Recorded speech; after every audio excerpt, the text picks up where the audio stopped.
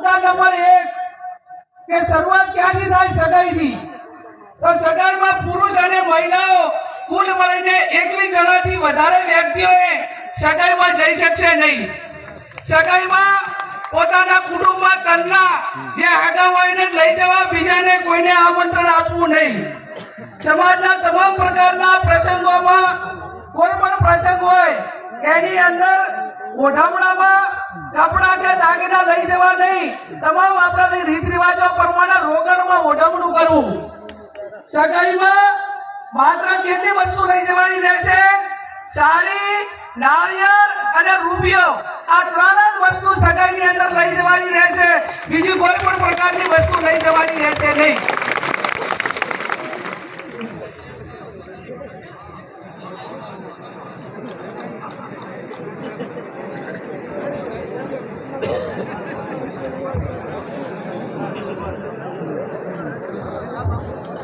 मुद्दा नंबर 2 लग्न तारीखो नक्की करवा बाबत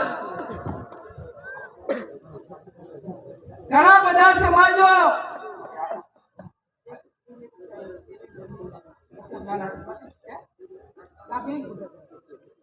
लग्न तारीखो नक्की करवा बाबत तो આગવા સમાજ આજે એવું નક્કી કરે છે વાગડની ધરતીમાં જગદીશભાઈ ઠાકોર સાહેબ કે 12 માસ લગ્નથી આજે પશુપાલન હોય ખેતીવાડી હોય ધંધા રોજગાર બધા ખોરંભે જાય છે અને સમય આવ્યો છે કે એક મિનિટ ઉપર દુનિયા ચાલે છે અને આપણને વર્ષોની મહિનાની કિંમત નથી ત્યારે બે વાંચવાન સમાજ જ્ઞાની બેનને વિનંતી કે મુદ્દાનું વાંચન થતું હોય ત્યારે માત્ર મુદ્દાઓ જ વાંચશે વચ્ચે બીજો વિષય નહીં લે આપણે જે વાત નક્કી થઈ છે વર્ષમાં બે વાંચવાન સમાજને લગ્ન માટે તારીખો નક્કી કરવાની થાય છે વૈશાખ સુદ એકમ થી 15 દિવસ પૂનમ સુધી એટલે વૈશાખ મહિનામાં અજવાળિયામાં 15 દિવસ અને મા મહિનામાં અજવાળિયામાં 15 દિવસ આખો ઠાકોર સમાજ એ પોતાના ઘરના લગ્ન હોય કે સમૂહ લગ્ન માટે છૂટ આપેલી છે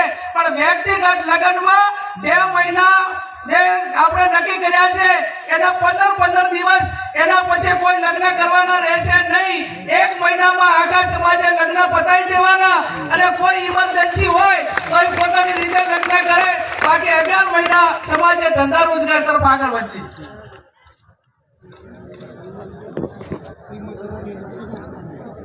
મુદ્દા નંબર 3 સગાઈ કર્યા પછી લગ્ન કરવાના હોય ત્યારે લગ્ન મૂકવાની પ્રથા સદંતર બંધ કરવામાં આવે છે સામ સામે ચર્ચા કરીને ગણેશ લેવાના રહેશે લગ્ન પ્રસંગે પત્રિકા છપાવવાની નહીં રહે સાદું કાર્ડ રાખવું મોબાઈલ ફોનથી ડિજિટલ આમંત્રણ આપી શકાશે ફૂડ પ્રસંગે આમંત્રણ કે રાવણું રાખવું નહીં સામાજિક પ્રસંગે રાજકીય આગેવાનો હાજર ન રહી શકે તો કોઈએ આગ્રહ કરવો નહીં અને કોઈએ નારાજગી વ્યક્ત કરવી નહીં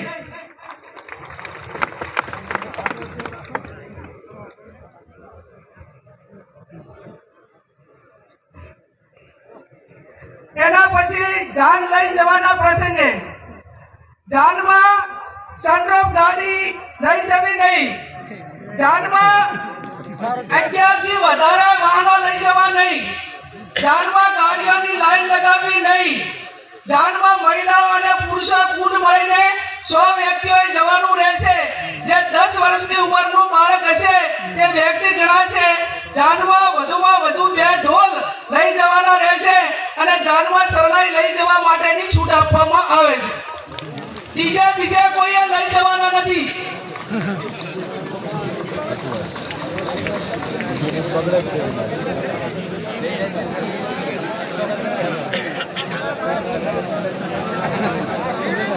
હવે આપણે પટલું દાગીના હમાઓ અલગ અલગ પંથકમાં બોલાય છે વરરાજા ખામે ગામ જલ લઈ જાય વેવાઈને ત્યાં તો એને કયા દાગીના લઈ જવા બુટી મંગળસૂત્ર પગની જાજરી અને સાદી બંગડી લઈ જવાની રહેશે આ સિવાય અન્ય કોઈ દાગીના કોઈ પણ સંજોગોમાં લઈ જવાના રહેશે નહીં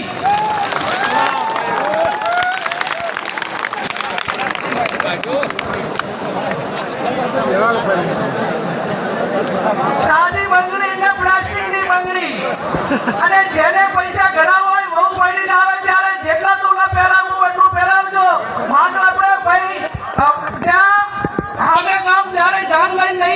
અને પટલાની અંદર આટલી 4 વસ્તુ જ રહેશે.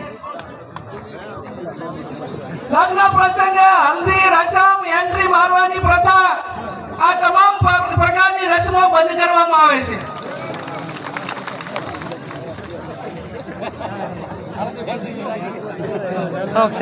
જમણવારનો પ્રસંગ. જમણવારમાં એક મીઠાઈ, દાળ ભાત, કઠોળ, લીલી શાકભાજી, રોટલી, રોટલા, પૂરી રાખવાની રહેશે. આનાથી વધારે કોઈ પણ પ્રકારની આઈટમો લગ્ન પ્રસંગમાં બનાવવી નહીં.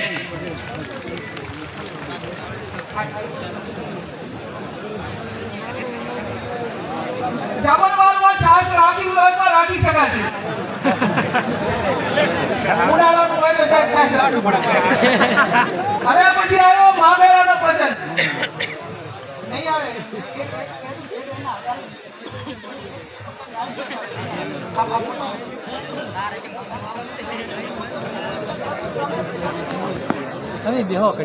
મુદ્દા નંબર 7 મામેરાનો પ્રસંગ.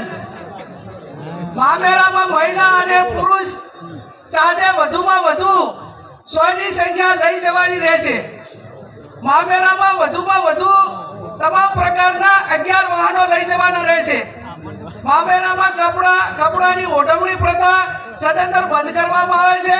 તેની જગ્યાએ જે માંડવિયા હોય, જે આપણા પ્રસંગો હોય એ ઢાળા પ્રમાણે રોકડમાં ઓઢવણું કરવાનું રહેશે.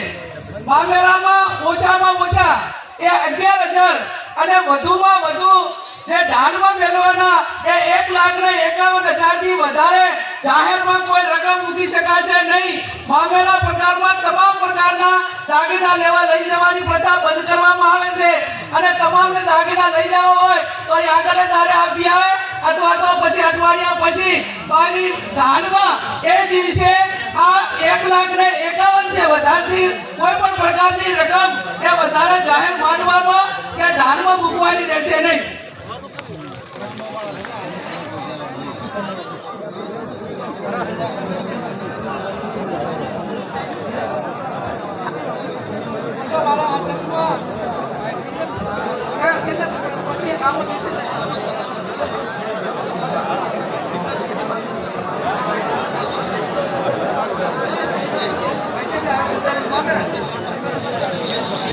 શાંતિ રાખીશું. હવે પછી મુદ્દાસર પુરગતનો પ્રસંગ. કે પુરગતમાં પાટલું, લોટો, બેડું અને ફક્ત રસોડા સેટ આપવાનો રહેશે. ભેટમાં જે વાહનો આપવામાં આવે છે એ સદંતર બંધ કરવામાં આવે છે.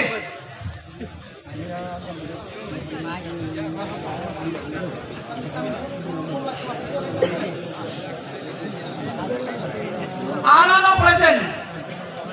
દીકરીના લગ્ન કર્યા હોય ત્યારે આણું કરવા જવા માટેની પ્રથા બંધ કરવામાં આવે છે. આપણા સમાજના રીત રિવાજ મુજબ કન્યા અને સસરાના પક્ષમાંથી 2 વ્યક્તિઓ આવી અને તેના પિયરમાં મૂકી જવાના રહેશે. બોલામણા પ્રથા સદંતર બંધ કરવામાં આવે છે. બીમારી પ્રસંગે રાવણા કે અન્ય આમંત્રણ પ્રથા એટલે કે બોલામણા પ્રથા સદંતર બંધ કરવામાં આવે છે.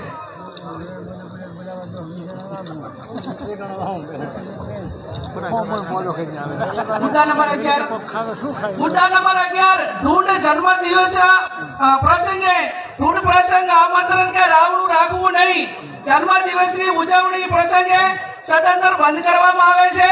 જન્મદિવસની ખુશી પેટે જે તે વ્યક્તિએ નજીકની આપણા સમાજની લાઇબ્રેરી હોય અથવા શૈક્ષણિક સંસ્થા હોય ત્યાં યથાશક્તિ ફાળો આપી શકશે.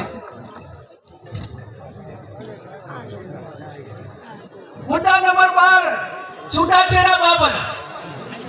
સગું કરતી વખતે બંને પક્ષોએ જોઈ વિચારી એકબીજાના દીકરા દીકરીને સામસામે જોયા પછી સગું નક્કી કરવું. તેમ છતાં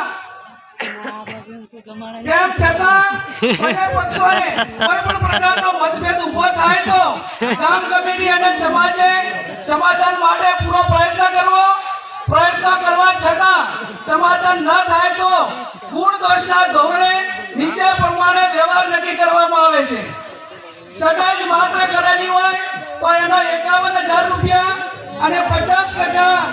પૈકીની રકમ એ શૈક્ષણિક સંસ્થામાં આપવાની રહેશે.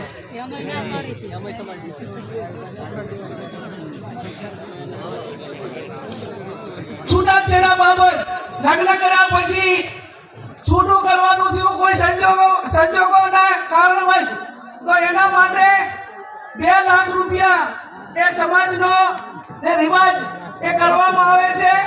અને ત્રીજું, લગ્ન કર્યા પછી સંતાન હોય તો એના માટે કરીને 3 લાખ રૂપિયા એ આપણે સમાજનો રિવાજ એ નક્કી કરવામાં આવે છે. જે 2 લાખ રૂપિયા નક્કી કર્યા છે એમાંથી 50% રકમ એ જે તે શૈક્ષણિક સંસ્થામાં આપવાની રહેશે.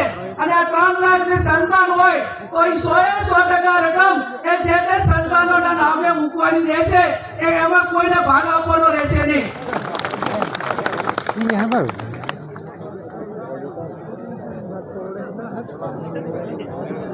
મૈત્રી કરાર, હવે મૈત્રી કરાર હોય કે લવ મેરેજ હોય, આ કાયદાથી બંધાયેલી વસ્તુ છે. પણ મૈત્રી કરાર તેમજ ભાગીને પ્રેમ લગ્ન કરનારને અથવા સમાજે આ બાબતમાં કોઈ બીજા સમાજ કે એવું થયું હોય તો એને જેટલું શક્ય છે એટલું સમાધાન કરવા માટેનો પ્રયત્ન કરવો અને આવી ઘટનાઓ ના બને એટલા માટે સમાજમાં સમજણ ઊભી કરવી.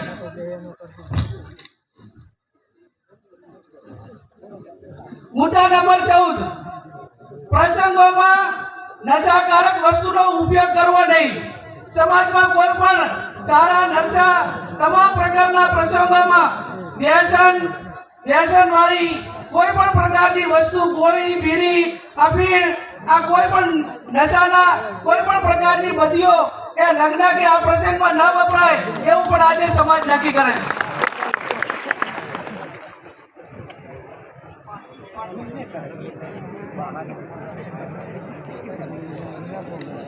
મુદ્દા નંબર 15,